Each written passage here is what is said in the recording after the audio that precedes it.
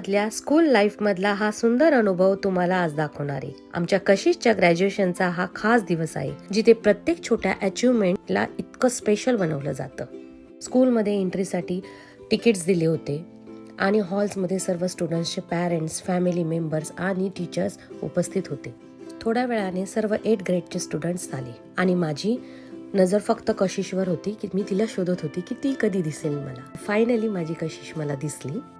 एंट्रीवर एक पॅम्पलेट मिळालं होतं, ज्यामध्ये कंप्लीट प्रोग्राम शेड्यूल आणि सर्व स्टुडंट्सची नावे होती। तर मला माझ्या कशिशचं नाव तर सापडलं। थोड्या वेळात प्रोग्राम सुरू झाला। 1 बाय 1 प्रत्येक डिव्हिजन मधली स्टुडंट्सना स्टेजवर बोलवून त्यांना सर्टिफिकेट दिलं जात होतं।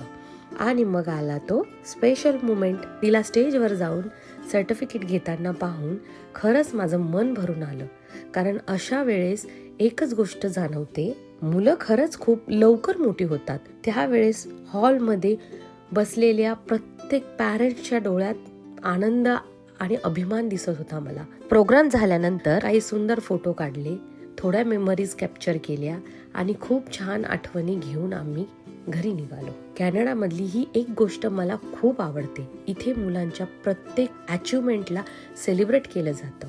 अशा या आयुष्याच्या महत्त्वाच्या टप्प्यावर पोहोचलेलं पाहून जो आनंद मिळतो तो शब्दात सांगता येत नाही।